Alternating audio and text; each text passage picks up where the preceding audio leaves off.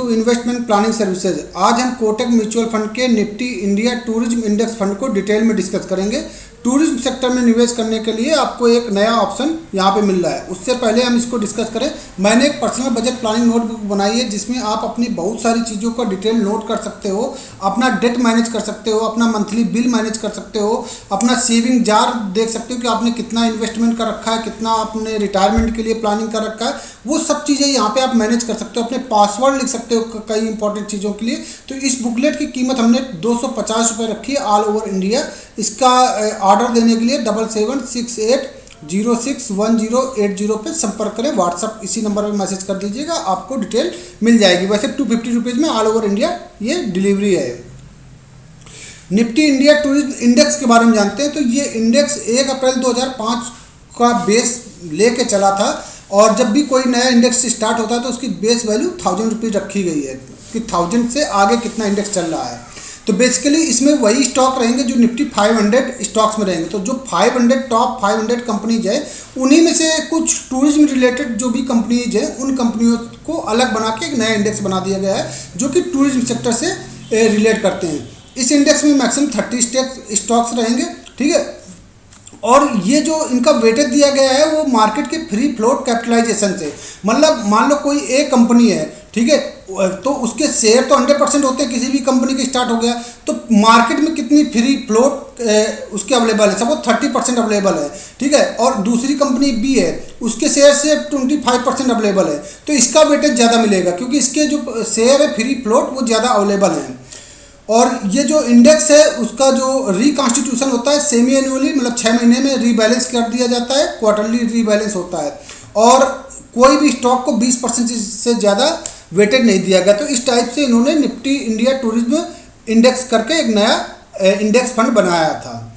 इसमें जो mostly company है वो BLS जैसे इंटरनेशनल सर्विस लिमिटेड हो गया, ठीक है, होटल लिमिटेड हो गया, देवयानी इंटरनेशनल लिमिटेड हो गया, EIH लिमिटेड हो गया, इजी ट्रिप्स प्लानर हो गया। तो इस टाइप की बहुत सारी जो कंपनियां हैं जो कि टूरिस्ट सेक्टर से रिलेटेड हैं, वो सारी कंपनियों में आपके पैसे को निवेश करता है। बात करते हैं Kotak Nifty India tourism index fund के इन्फो के बारे में। तो ये फंड सिर्फ तो होटल और रिजॉर्ट में नहीं निवेश करेगा, एयरलाइंस में भी करेगा, और उन कंपनियों में निवेश करेगा जो कि ट्रॉली बैग, सूटकेस और लगेज आदि बनाने में हेल्प कर रही हैं। तो उन कंपनियों में भी ये पैसा आपका निवेश करेगी क्योंकि वो भी कहीं ना कहीं डायरेक्टली या इनडायरेक्टली टूरिज्म सेक्टर से रिलेटेड है। इन्फो 2 सितंबर को ओपन हो जाएगा और 16 सितंबर को क्लोज हो जाएगा। उसके बाद 5 वर्किंग डेज में ये आपका फंड एलोकेट हो जाएगा। तो लगभग 16, 5, 23, तो ये मान लीजिए 28 या 29 सितंबर को एलोकेशन आपको मिल जाएगा। तो थोड़ा टाइम लगेगा इसमें। ओपन एंडेड इंडेक्स फंड रहेगा, आप इसमें ग्रोथ और IDCW ऑप्शन अवेलेबल रहेगा। तो आपको ग्रोथ ऑप्शन चूज करना है, तो generally app by default growth option में ही निवेश करता है।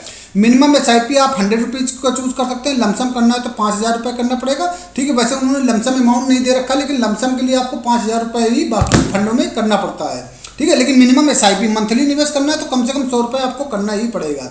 एग्जिट लोड कुछ भी नहीं लगेगा। वेरी हाई रिस्क कैटेगरी का फंड रहेगा, उन सारे इन्वेस्टर के लिए सुटेबल रहेगा जो कि डाइवर्सिफिकेशन देखते हैं और 7 साल से ज़्यादा का टाइम दे सकते हैं। तो ये इस टाइप का फंड है कि आपको 7 साल से तो कम से कम निवेश ही करना है, और डाइवर्सिफिकेशन के पर्पज़ से आप यहाँ पे निवेश कर सकते हैं।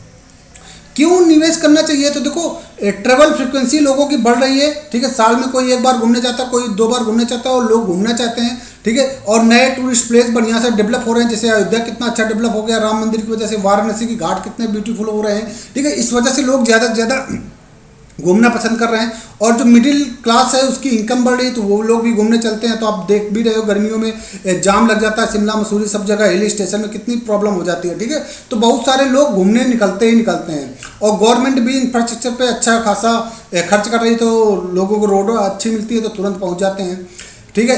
एयरलाइन की फ्लाइट्स बढ़ रहे हैं, हर जगह कनेक्टिविटी बढ़ रही है, ठीक है, और फूड इंडस्ट्री भी अच्छी से ग्रो हो रही है। तो इस वजह से ये सारे रीजन है, ठीक है, जिसकी वजह से ये टूरिज्म सेक्टर अच्छे से ग्रो करेगा। आप इनमें पैसे को निवेश कर सकते हैं।